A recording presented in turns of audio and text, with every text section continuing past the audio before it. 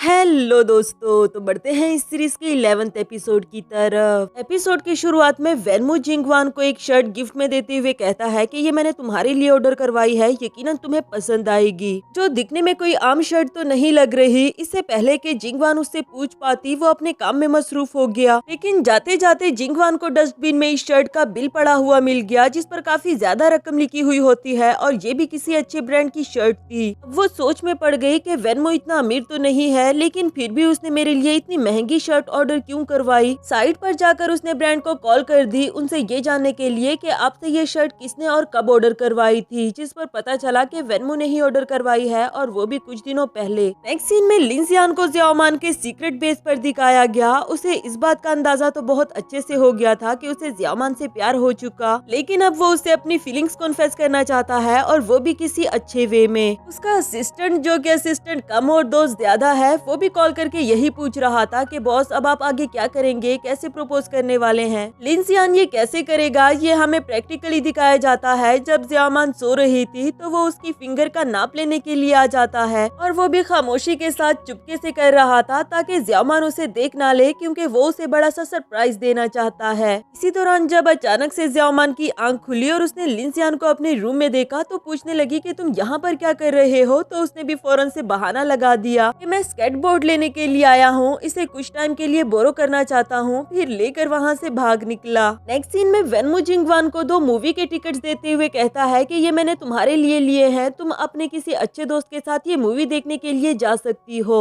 जब उसने पूछा कि तुम खुद इसे यूटिलाइज क्यों नहीं कर रहे, तो वो बोला कि मैं शॉप पर होता हूँ, अगर मैं चला जाऊंगा तो शॉप को कौन संभालेगा, इसलिए मैं चाहता हूँ कि इसे तुम यूज कर लो। जिंगवान भी दिल ही दिल में समझ गई कि ये बेवकूफ मेरे साथ डेट करना चाहता है, लेकिन कह भी नहीं पा रहा, शायद मुझे इसे एक मौका देना चाहिए। जब इसने पूछा कि क्या तुम मेरे साथ मूवी देखने के लिए चलोगे, तो खुशी के मारे तो उसे यकीन ही नहीं आ रहा था। कहने लगा कि हाँ हाँ क्यों नहीं, बस तुम 2 मिनट रुको, मैं शॉप बंद करके आता हूँ। नेक्स्ट सीन में फेंग को दिखाया गया, जिसने फाइनली डिसीजन ले लिया था। वो ज़ियाओमान को अपने पास खेतों में बुला लेता है। वो भी काफी जल्दी में आकर इसे पूछने लगी कि तुमने मुझे यहाँ क्यों बुला लिया, क्या हुआ, तुम इतना सीरियस क्यों लग रहे हो। फेंग उसे देखकर कहता है कि ज़ियाओमान, मैं तुम्हें कुछ बताना चाहता हूँ जो मैंने बहुत सालों से छुपा कर रखा, और वो ये कि मैं तुम्हें पसंद करता हूँ। ज़ियाओमान बोली कि हाँ मैं भी तो तुम्हें पसंद करती हूँ, तभी तो हम दोनों अच्छे दोस्त हैं। लेकिन वो अपना मतलब इसे अच्छे से समझा देता है और ज़ियाओमान बोली कि मजाक करना बंद भी करो, ऐसा कैसे हो सकता है। दूसरी तरफ लिंजियान भी दूर ही खड़े इनकी बातें सुन रहा होता है। इधर ज़ियाओमान के सामने भी अब जब सब कुछ खुल ही गया था तो वो भी अपने दिल की बात बता देती है कि फेंग, मैं तुम्हें हर्ट नहीं करना चाहती, लेकिन सच बताऊं तो मैंने हमेशा तुम्हें अपने भाई की तरह समझा। वो भी समझ चुका था। पूछने लगा कि तुम्हें लिंजियान से प्यार हो चुका है ना, जिस पर ज़ियाओमान ने उसे सर हिलाकर हाँ का जवाब दिया। फेंग बोला, लेकिन तुम दोनों तो एक्टिंग कर रहे थे ना, कहीं ये ना हो कि वो तुम्हें हर्ट कर दे। और ज़ियाओमान ने फौरन से जवाब दिया कि ऐसा बिल्कुल भी नहीं होगा। ये बात इधर लिंजियान के फेस पर स्माइल ले आई और इसे उसको 100% यकीन हो गया कि अगर मैं उसे लाइक करता हूँ तो वो भी मुझे लाइक करती है। उधर ज़ियाओमान को फेंग के लिए बुरा तो जरूर लग रहा था, मगर अब वो उसके लिए कुछ भी नहीं कर सकती, इसलिए बगैर कुछ कहे वहाँ से वापस आने लगी। लिंजियान भी अब सामने आकर खड़ा हो गया। ज़ियाओमान ने जब अचानक से उसे अपने सामने देखा तो उसके चेहरे पर एक खुशी आ गई। वो एक बड़ी स्माइल के साथ उसके पास भागकर आ जाती है। पूछने लगी कि तुम यहाँ पर क्या कर रहे हो। वो बोला कि मैंने डिशेस वॉश कर दिए थे, इसलिए तुम्हें लेने को आया हूँ। ज़ियाओमान बोली तो चलो फिर घर चले।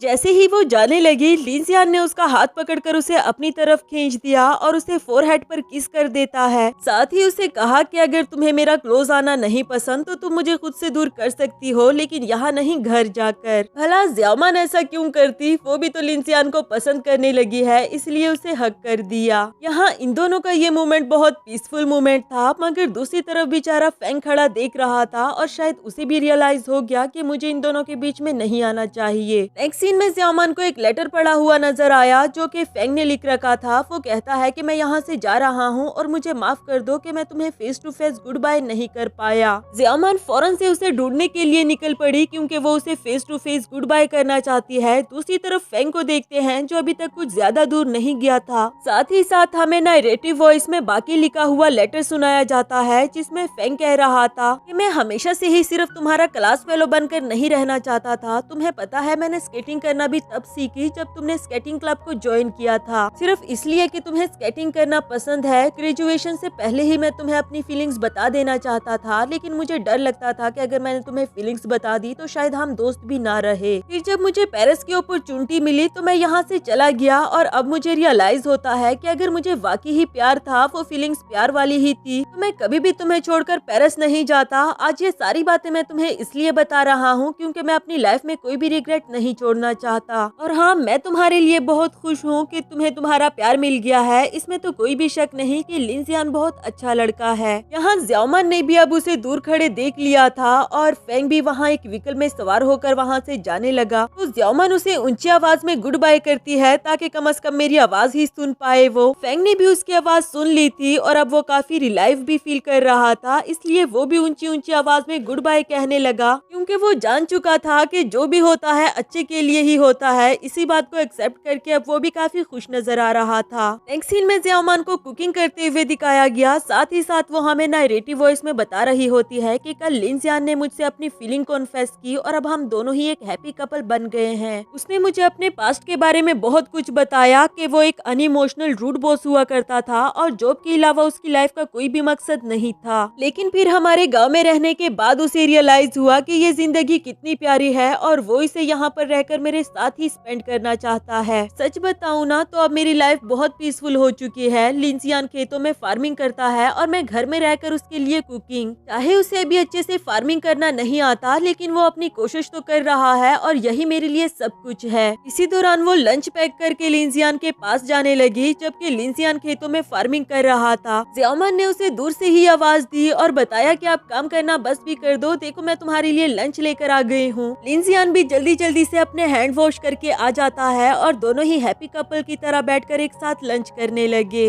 लेकिन जब लिंजियान अपने हाथों से खाने लगा तो उसके हाथ कांप रहे थे, क्योंकि वो काफी ज्यादा थक चुका था और अभी उसे फार्मिंग करने की आदत नहीं हुई। ज़्याओमान ने जब उसे देखा तो पूछने लगी कि तुम्हारे हाथों में क्या हुआ है, तो वो बोला कि कुछ नहीं, बस मैं कुछ टाइम की ब्रेक लेना चाहता हूँ। इस पर ज़्याओमान ने उसे डांटना शुरू कर दिया कि बुद्धू, तुमने मुझे बताया क्यों नहीं कि सीडलिंग करना तुम्हारे लिए मुश्किल हो रहा है। वो बोला कि अगर तुम कर सकती हो तो मैं क्यों नहीं। और ज़्याओमान कहती है कि हम दोनों का कंपैरिजन करना बनता ही नहीं, क्योंकि मैं बचपन से फार्मिंग कर रही हूँ। चलो खैर, मैं तुम्हें अपने हाथों से खिला देती हूँ। इसके बाद वो लिंजियान को अपने हाथों से खिलाने लगी थी और हर बार उसे खिलाते खिलाते खुद खा जाती। इसी तरह दोनों का हंसी मजाक चलता रहा। आखिरकार लिंजियान बोला कि प्लीज अब मुझे खिलाओ भी, मुझे भूख लग रही है। ज़्याओमान बोली कि अच्छा अच्छा, गुस्सा नहीं होना, मैं तुम्हें भी खिलाती हूँ। वो उसे खिलाने वाली थी तो लिंजियान पूछने लगा कि इस बार सच्ची खिला रही हो ना, और वो बोली कि हाँ बिल्कुल। इसी तरह दोनों हैप्पी कपल बन जाते हैं। टेस्ट कर लेने के बाद लिंजियान उसके खाने की तारीफ करने लगा। फिलहाल तो इनकी लाइफ में सब कुछ ही ठीक लग रहा है, लेकिन आखिरकार ज़्याओमान ने लिंजियान को अपने घर से क्यों निकाल दिया था, ये हमें आने वाले एपिसोड्स में ही पता चल पाएगा। इसी के साथ हमारा ये वाला एपिसोड भी यहाँ पर खत्म हुआ।